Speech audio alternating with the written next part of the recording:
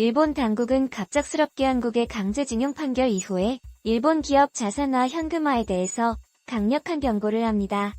일부 일본 매체에서는 현금화 이후에 무슨 사태가 벌어질지 모른다며 한국은 바른 선택을 해야 한다고 강조합니다. 그런데 이러한 일본의 경고는 한국으로서는 애초에 고려조차 할 수 없는 부분입니다. 왜냐하면 일본 정부는 현재 강제징용 판결 자체를 되돌리라는 요구를 하는데 이는 엄연히 삼권 분립인 국가에서 시행이 불가능한 것으로 한국과 외교적인 정면 충돌을 불사하겠다는 뜻으로 비춰지고 있는 것입니다. 그런데 막상 일본이 이러한 강력한 경고가 한국에 별로 의미가 없을 것이라는 다양한 의견과 정황들이 포착되고 있습니다. 여기에 한국은 오히려 일본이 이러한 행동으로 인해서 반사 이의에 볼 수도 있을 것이라는 의견도 나옵니다. 그간 일본 언론의 보도와 외교가의 설명을 종합하면 집권자민당은 일본 기업 자산이 강제 매각되는 경우 맞대응해야 한다며 사실상의 보복 조치를 검토 중인 것으로 알려졌습니다. 그런데 이러한 조치를 하면서 들이미는 카드들은 한국 제품에 대한 관세 인상, 일본 기업이 한국 대출금, 회수 비자 발급 중단, 한국에 대한 신용 등급 인하 등을 거론하고 있는 것입니다. 이것은 일본의 부총리인 아소다로까지 나서서 직접적으로 이야기한 바 있는 보복 조치입니다. 아소다로 일본 부총리 겸 재무상은 작년 3월 12일 중의원 재무금융위원회에 출석해서 관세에 한정하지 않고 송금 정지라든지 여러 가지 방법이 있다. 비자 발급 정지라든가 여러 가지 보복 조치가 있을 것으로 생각한다고 말했습니다. 아소다로는 작년 12월 발매된 월간지 분계 이슌주아이 인터뷰에서는 한국과의 무역을 재검토하거나 금융 제재에 착수할 수 있다며 일본보다 경제 규모가 작은 한국이 먼저 경제가 피폐해질 것이라고 압박성 발언을 하기도 했습니다. 산케이 신문은 일본 기업 자산 강제 매각이 이뤄지는 경우 일본 정부가 한국 측의 자산 압류나 관세 인상 등 두 자릿수에 달하는 대항 조치를 검토하고 있다고 지난 4월 말 보도한 바 있습니다. 어떻게든 보복 조치는 한다는 것입니다. 스가 관방장관은 이날 회견에서 앞으로도 한국 측에 조기에 해결책을 제시하도록 강하게 요구한다는 입장에 전혀 변화 없다며 한국 대법원의 징용배상 판결에 관한 사법 절차는 명백한 국제법 위반이라는 견해를 되풀이했습니다. 그런데 이러한 것이 애초에 일본이 실행 불가능한 이유는 그 자체가 WTO에 제소될 가능성이 있기 때문입니다. 판결에 따라 일본 자산을 현금화했는데 관세를 올린다면 일본은 WTO에 제소를 당해 무조건 패배하게 됩니다. 한국이 국제법을 어겼다고 G에서도 주장한 일본 스스로가 관세 부과로 인해 국제법을 어긴 논란을 자초할 수도 있습니다. 또한 비자 정지 문제도 현재 코로나로 인해 일본은 계속 한국이 비자 정지를 연장시키고 있기 때문에 별로 효용은 없어 보입니다. 대출금 회수 등은 일본 기업의 경영 판단 등의 변수가 있어 일본 정부가 아무리 강요를 하더라도 기업이 안 한다고 하면 일본 정부는 방법이 없습니다. 많은 경제계의 전문가들은 수출 규제가 그 나라에 먹히려면 한국이 결정적으로 손해를 보는 아킬레스건이 있어야 하는데 일본은 그것을 한국의 반도체 US 주요 물자로 판단했으나 그것마저 한국이 모두 이겨버렸고 일본이 남아있는 카드는 사실상 무용지물이라는 의견입니다.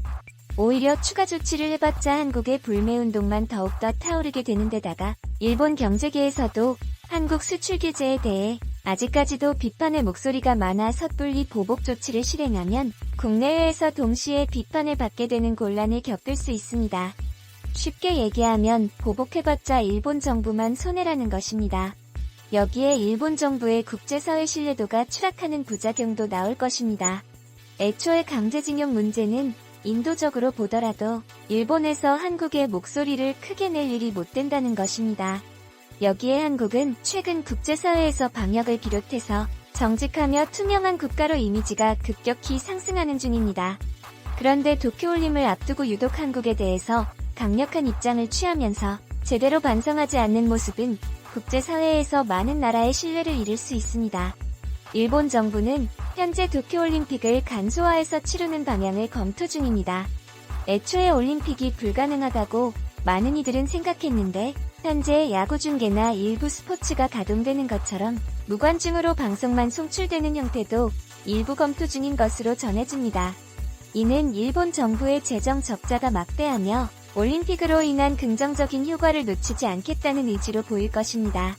그런데 이 가운데 중요한 이웃국가라는 한국과 끊임없이 벌이는 WTO 소송과 경제보복, G7 가입 저지 노력 등은 올림픽의 정신인 화합과는 거리가 먼 것으로 도마에 올라 많은 국가들의 지탄을 받기기에 충분한 행동인 것입니다.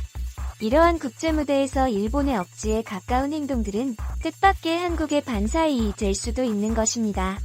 아소다로 일본 부총리는 참의원 재정금융위원회에서 일본이 코로나에 덜 걸린 것은 일본 국민성이 우수해서라는 말을 했습니다. 자국의 국민들이 잘해줘서 코로나에 덜 걸렸다는 말은 부총리로서 할 수 있는 말이라고 생각합니다만 문제는 그 다음인데 다른 나라에서 아소 부총리에게 전화로 일본의 코로나 치명률이나 여러 수치가 낮은 이유가 무엇인지 물었는데 여기서 아소 부총리는 당신들과 우리나라와는 국민의 민도 레벨이 다르다라고 하면 모두가 말을 더는 잊지 못했다라고 주장했습니다. 아소 부총리는 최근에는 그런 전화도 오지 않는다며 아무래도 일본이 민도가 높다는 그런 견해가 정착하고 있는 게 아니가 생각한다고 덧붙였습니다. 안 그래도 망언 제조기라는 별명을 가진 아소 부총리는 튀는 발언을 잘하는 것으로 정평이 나 있는데 이러한 발언은 국제사회에서 다시 한번 지탄을 받을 수 있는 것입니다. 반면에 한국은 나라를 봉쇄하지도 않았을 뿐만 아니라 한국의 자문을 구하러 온 나라들에게 각종 방역 노하우를 공유했고 최근 서울에서는 CAC 글로벌 서밋을 6월 5일부터 개최해 세계 40여 도시와 코로나 방역과 코로나19를 기대에 관한 각종 논의를 갖게 됩니다. 일본과는 대조적인 모습을 보이는 것입니다. 하지만 일본은 자체적으로 자국 코로나 백신을 만들어 전 세계에 공급한다는 계획을 가지고 있습니다. 일본이 개발도상국의 예방접종 백신 보급 사업을 벌이는 비정부 국제조직인 세계백신연역연합에 2021년부터 5년간의 운영자금으로 약 3억 달러 약 3,600억 원을 출연하기로 했습니다. 교도통신에 따르면 아베 신조 일본 총리는 4일 저녁 영국 주최로 열리는 관련 회의에 영상 메시지를 보내 이 단체에 대한 3억 달러 규모의 운영자금 지원 방침을 밝힐 예정입니다. 3억 달러는 전체 필요 금액의 약 3% 정도로 적지 않은 금액인데 왜 이러한 금액을 일본에서 출연하는지 궁금해지는데요. 이에 관해서 니혼게이자이 신문은 일본 정부가 출연금이 대폭 증액을 결정한 것은 이사회의 진출의 발언력을 높이기 위한 포석이라고 분석했습니다. 이 이사회에 들어가려면 전체 운영자금의 최소 1% 이상을 부담해야 한다는 조건이 있는 것으로 알려졌습니다. 따라서 일본은 개입위의 이사회가 되어서 영향력을 높이고 일본에서 백신이 개발되면 적극 이를 전 세계에 공급할 기초를 다지는 게 아니냐는 분석이 제기되는 것입니다. 일본 정부 대변인 스가 요시히데 관장반관은 이날 기자회견에서 세계적으로 사용될 수 있는 코로나19 치료약 및 백신 개발과 보급을 이끌어 나가고 싶다고 취지를 설명했습니다.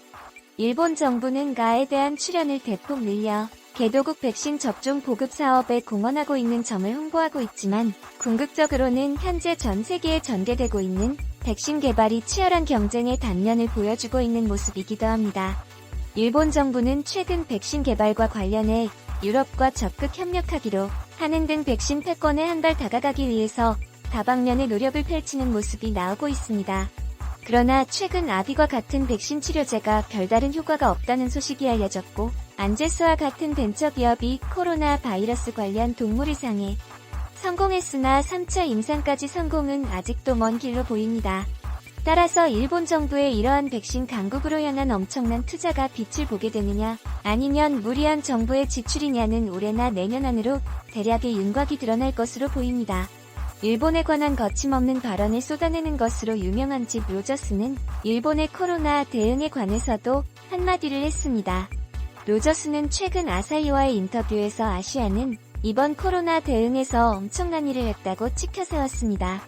특히 50년 전 아시아는 유럽이나 미국 비해서 상당히 뒤처지고 낙후되고 가난한 국가들이 대부분이었으나 현재는 팬데믹 대처 상황을 보면 완전히 반대로 역전된 상황이라고 지적하며 전 세계의 많은 국가들이 아시아를 칭찬한다고 전합니다.